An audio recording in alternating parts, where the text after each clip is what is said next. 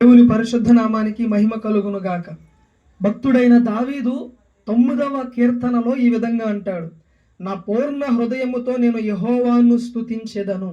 అంటే ఈ భక్తుడు ఆ గుర్తించిన గ్రహించిన వాస్తవిక సంగతి ఏంటయ్యా అంటే, దేవుడు మాత్రమే స్తుతి నొందదగినవాడు, దేవుడు మాత్రమే పూజ్యనీయుడు, దేవుడు మాత్రమే ఆరాధనకు అర్హుడు, ఆరాధనకు ఆయన మాత్రమే యోగ్యుడు అని గుర్తించి అంటాడు కదా, నా పూర్ణ హృదయముతో నేను యెహోవాను స్తుతించెదను అంటాడు. అంటే సగం హృదయంతో కాదండి, సగం మనస్సుతో కాదు, పూర్ణమైన హృదయంతో నేను దేవునిని స్తుతిస్తాను, దేవునిని ఆరాధిస్తాను, దేవునిని ఘనపరుస్తాను అంటాడు. దేవుని ప్రజలమైన మనం మనుషులను ఘనపరిచే వారంగానో, వ్యక్తులను పొగిడే వారంగానో, వ్యక్తుల గురించి మాటలు చెప్పే వారంగానో కాకుండా మనల్ని సృష్టించిన సృష్టికర్త అయిన దేవుడు ఆరాధనకు యోగ్యుడు, ఆయన పూజ్యనీయుడు, ఆయన స్తుతి నొందదగినవాడు అని గుర్తించి ఆయనను మాత్రమే పూర్ణ హృదయముతో ఆరాధించే వారంగా, ఆయనను స్తుతించే వారంగా మనము జీవించాలి. ఈ భక్తుడు దేవుని పూర్ణ హృదయంతో స్తుతిస్తా ఉన్నాడు, సగం హృదయంతో కాదండి.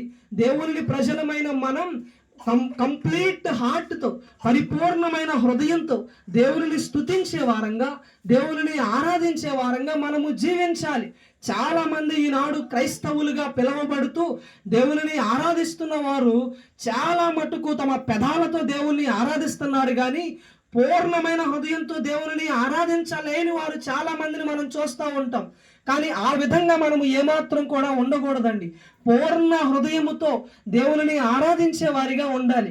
మన పెదవులతో మాత్రమే కాకుండా మన మనస్సుతో, మన హృదయముతో, మన జీవితం అంతటితో దేవుని ఆరాధించే వారిగా, దేవుణ్ణి ఘనపరిచే వారిగా, దేవుని స్తుతించే వారంగా మనము ఉండాలి. ఈ భక్తుడు అంటారు కదా, నా పూర్ణ హృదయంతో నేను యెహోవాను స్తుతిస్తాను అంటాడు.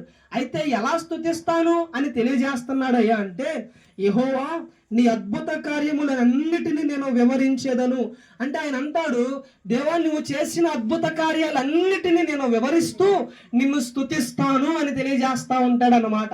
దేవుని ప్రజలమైన మనం మన జీవితాల్లో దేవుడు చేసిన అద్భుతాలను జ్ఞాపకం చేసుకుంటూ, దేవుడు జరిగించిన మహత్తరమైన ఘనకార్యాలను గుర్తు చేసుకుంటూ, వాటన్నిటిని బట్టి దేవుని స్తుతించే వారిగా, దేవుని ఘనపరిచే వారిగా, ఆయనకు కృతజ్ఞతలు తెలియజేసే వ్యక్తులుగా మనము ఉండాలి.